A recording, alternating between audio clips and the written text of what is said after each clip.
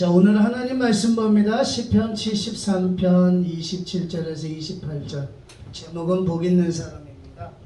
자, 우리 한 목소리로 읽어보겠습니다. 무릇 주를 멀리하는 자는 망하리니 음녀같이 주를 떠난 자를 주께서 다 멸하셨나이다. 하나님께 가까이함이 내게 복이라. 내가 주 여호와를 나의 피난처로 삼아 주의 모든 행적을 전파하리이다. 아멘. 오늘 저는 여러분들에게 복 있는 사람에 대해서 말씀을 드리려고 합니다. 우리나라에서는 복에 대해서 이렇게 이야기를 합니다. 또 세상에서도 그러죠. 우리가 사서삼경 가운데 서경 홍범편에 보면 오복을 이렇게 이야기해요. 우리가 오래 사는 것, 그 다음에 부자가 되는 것, 강령이라는 것은 건강입니다. 근데 이 건강이 육체적인 건강과 우리가 정신적인 건강을 강령이라고 이야기를 해요. 네 번째는 유호덕, 우리가 남에게 선행을 베풀어 덕을 쌓는 것. 그래서 우리가 수전노라든지 또 우리가 놀부처럼 자기 자신만 아는 것은 바로 진정한 복이 아니라는 거죠. 아무리 많은 재산이 있다 할지라도. 다섯 번째가 고종명입니다. 천수를 다하는 것. 우리가 웰빙 하지만은 요새 몇 년 전부터 이제 우리 기독교 사회에서 웰다잉이라는 어떤 문화가 있어요. 잘 죽는 것. 우리가 잘 사는 것도 중요하지만 잘 죽는 것도 중요합니다. 이것이 우리가 사서삼경에 나오는 서경에 있는 홍범편이고요. 그 다음에 중국의 제중신편에 보면은 오복에 대해서 이렇게 이야기합니다. 장수하는 것. 그 다음에 미심술, 고운 마음씨를 타고나는 것. 제가 볼 때는 이게 참 좋은 것 같아요. 사람들이 보면은 오늘날 너무나도 악하잖아요. 근데 선한 어떤 마음을 가지고 있는 것, 이것도 하나의 복이다.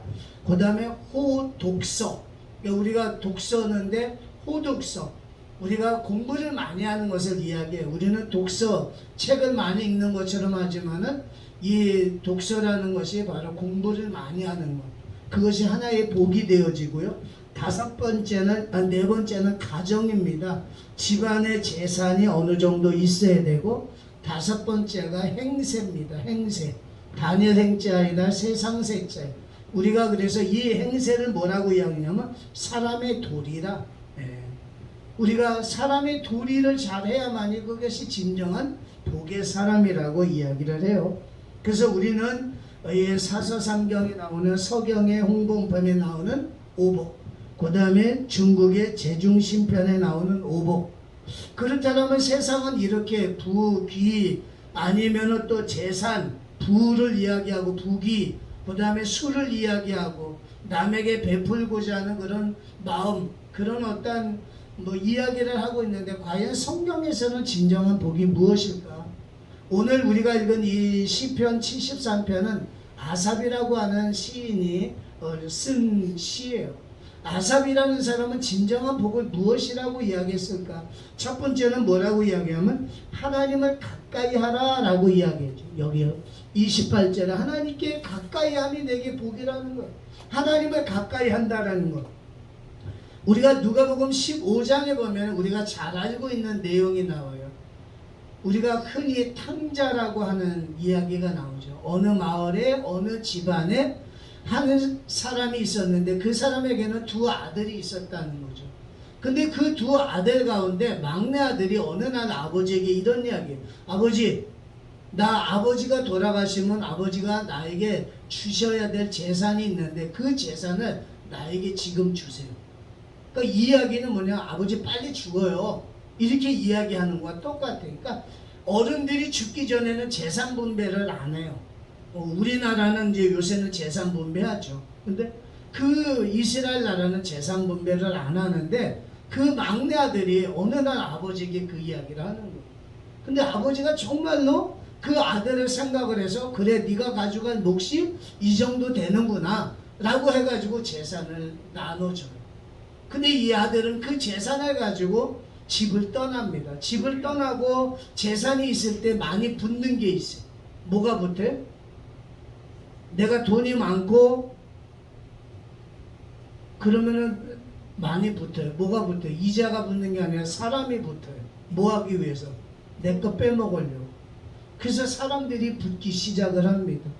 그러면서 그 아들의 탕자라고 하는 그 아들의 재산을 꽃감 빼먹듯이 다 빼먹어요.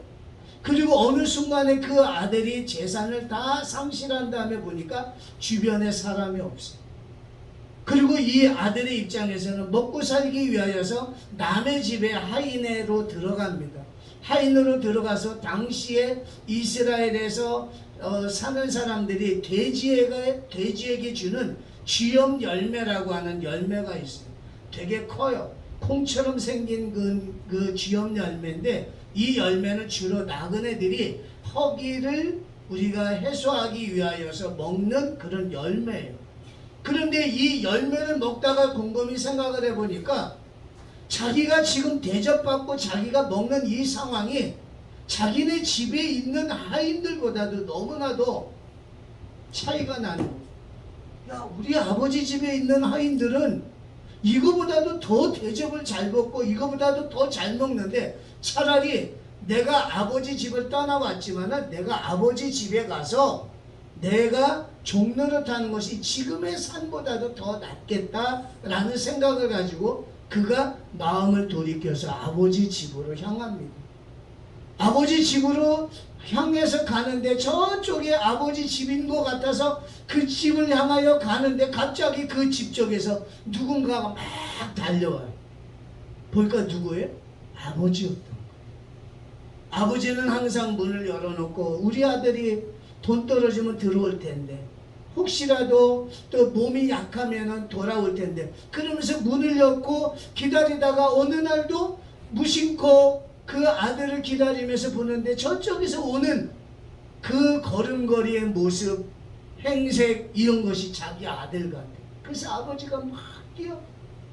그 얼마나 종로를 대고 돼지와 살았으면 냄새가 나겠어. 그 아들을 얼싸안고 입 맞추고 그리고 그냥 안고서 집에 가가지고 자기 집에 있는 종들에게 이야기해. 송아지를 잡아라. 우리 아들 보니까 지금 신발도 못 신었다. 신발을 신겨라. 새로운 옷을 입혀라. 가락지를 끼워라. 그러면서 그 아들의 신분이 새롭게 변화가 되어집니다. 아버지의 곁을 떠났을 때는 일시적으로 돈이 많아서 자기 스스로 생활하는 것 같지만은 결국에는 아무것도 남은 것이 없고 아버지 집으로 돌아오니까 하나님을 가까이 하니까 어떻게 돼요? 자신의 삶의 그런 생활이 달라지고 형편이 달라지고 처지가 달라져요. 그래서 아삽이라는 시인은 우리에게 너희들이 진정한 복을 누리기 위해서는 하나님을 가까이 해야 된다라고 이야기를 하고 있습니다. 우리가 찬송가 401장에 보면은 우리가 주의 곁에 있을 때 우리의 마음이 든든하오니, 그죠? 주여 나의 생전에 나를 인도하여 주소서. 주여 주여 나를 인도하소서. 우리가 주님을 가까이 할 때 우리의 마음이 든든하고 주님과 함께 있을 때 우리는 안전한 그런 삶을 누릴 수가 있다는 거예요. 그것이 진정한 복이라는 거죠. 사도 바울도 사도행전에 보면은 유라굴로라는 큰 광풍을 만났을 때 자기와 함께 더불어 탔던 276명의 그 선원과 그 사람들이 그 하나님의 도우심으로 인하여 어느 누구 한 사람 죽지 아니하고 안전하게 그들이 삶을 살아갈 수 있었다라는 거죠. 우리가 주님을 의지할 때 비록 지금은 내가 현실적으로 어렵고 힘들지만 그런 가운데서 하나님을 의지할 때 주님을 의지하는 가까이 하는 믿음의 사람에게는 하나님께서 복으로 허락을 해 주신다는 것. 두 번째는 우리가 아삽은 우리에게 뭐라고 하냐면 28절 하반절에 보면은 나의 여호와를 나의 피난처로 삼으니 하나님을 자신의 피난처로 삼아야 된다. 그런 사람이 어떤 사람이다? 복이 있는 사람이라는 거예요. 시편 46편에 보면은 하나님은 우리의 피난처시요 힘이시요 환난 중에 만날 큰 도움이시라. 그러므로 땅이 변하든지 산이 흔들려 바닷 가운데 빠지든지 바닷물이 흉흉하고 뛰놀든지 그것이 넘침으로 산이 요동할지라도 우리는 두려워하지 아니하도록. 내가 이렇게 보니까 지진과 태풍 같아. 그죠? 산이 흔들려. 지진이야. 그 다음에 풍랑이 일어나. 그래서 그 풍랑이 우리의 삶에 넘쳐오잖아요.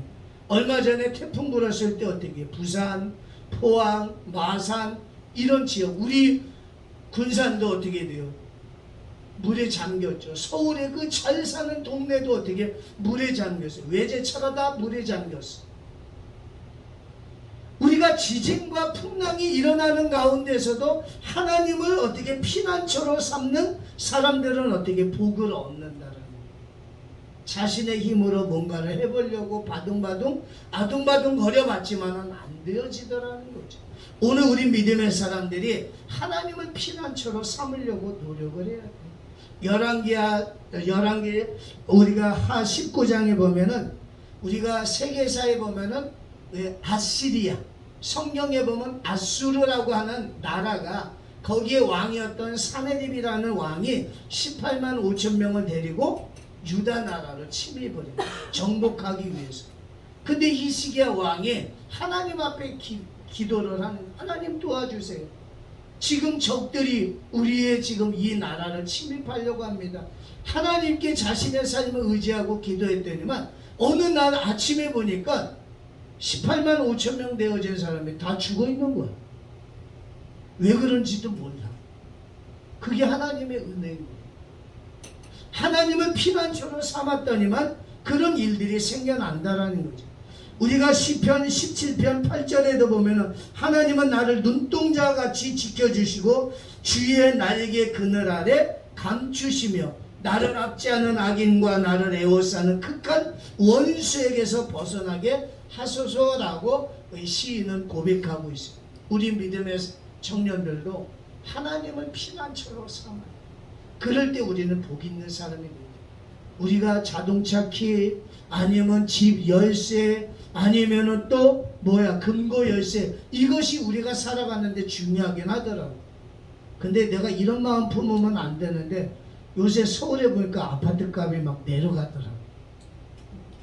어느 도시 보니까 4억이래. 4억이 내려갔다. 한 달 전보다 4억이 내려갔다. 그러면 한 달 전에 4억을 더 주고 산 사람은 지금 어떻게 했을까? 만약에 그 은행 대출을 받아서 어떨까? 죽고 싶어. 맞아, 죽고 싶을 것 같아.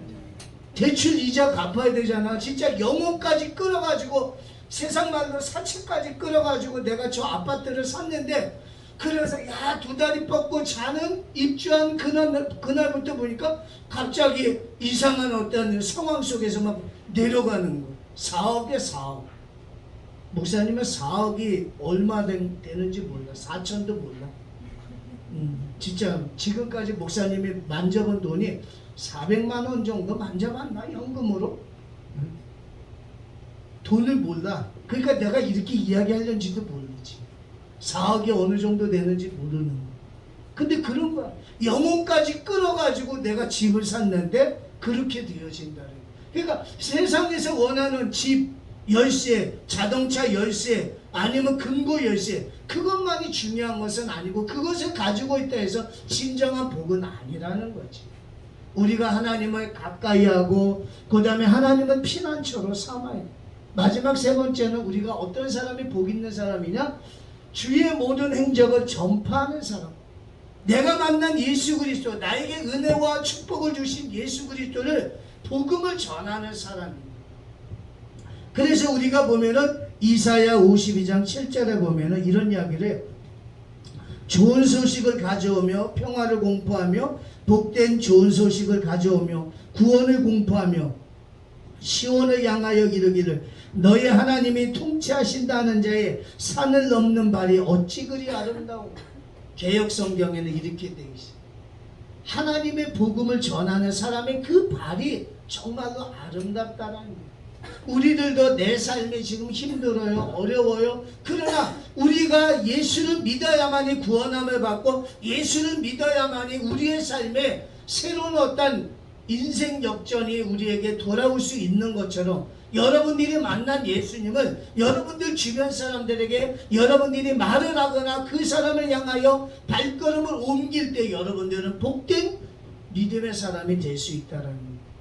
그래서 우리는 하나님의 복음을 전해야 되고, 그 다음에 사도 바울도 이런 이야기를 고백을 해요. 사도행전 20장 24절에 보면 오직 성령이 각 성에서 내게 증가하여 결박과 환난이 나를 기다린다 하시나, 내가 성령님께서 야 바울아 너를 위하여 지금 환난이 있고 지금 핍박이 기다리고 있어, 그래도 가려냐?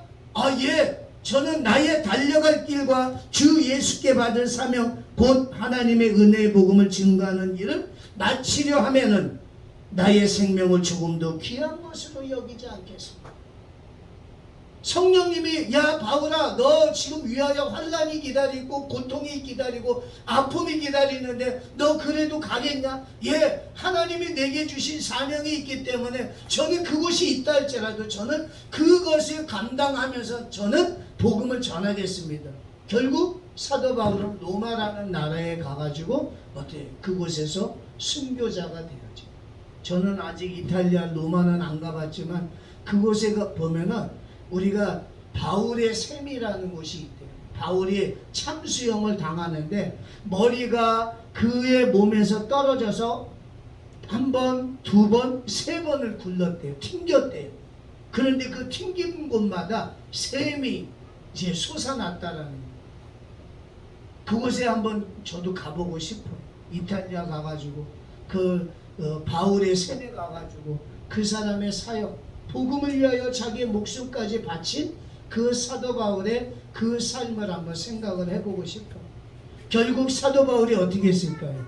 순교자가 되어지고 그 순교의 피가 유럽을 변화시키고 유럽을 변화시켰던 그 복음이 어디로 가요?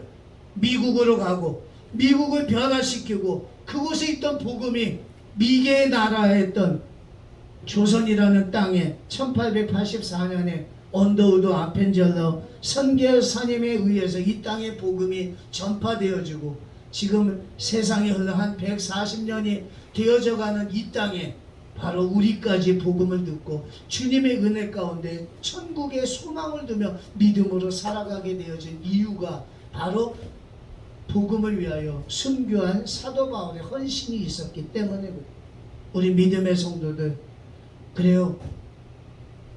금곡히 갖는 거, 좋은 외제차, 뭐 벤츠, BMW, 차키 다 커피숍 위에다 딱 얹어놓고 그런 것도 폼이 나기는 하겠죠. 그죠? 그렇지만은 그거보다도 더 좋은 게 우리가 하나님을 가까이 하고 하나님을 피난처로 삼고 하나님의 그 나에게 주신 은혜와 복음을 전하는 그 사람이 진정한 복의 사람이라는 것을 깨달으시고 그런 모습으로 살아가시는 우리 귀하고 복된 청년들 되시길 주님의 이름으로 축복드리겠습니다.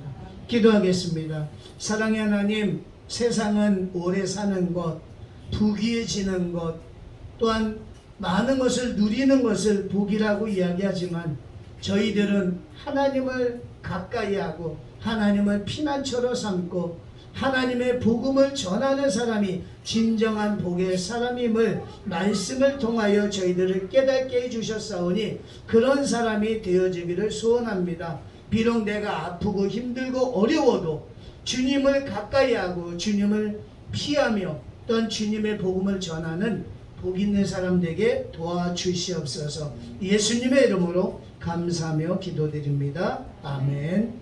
지금은 우리 주 예수 그리스도의 은혜와 하나님 아버지 그 크신 사랑과 성령 하나님의 감화감동 역사 충만하심이 복 있는 사람이 되어져 하나님이 주시는 은혜와 축복 속에 거하기를 소원하는 우리 청년들 머리머리 위에 가정 위에 또 계획하고 꿈꾸고 기도하는 것 위에 지금부터 영원 무궁토록 함께 있을지어다. 아멘.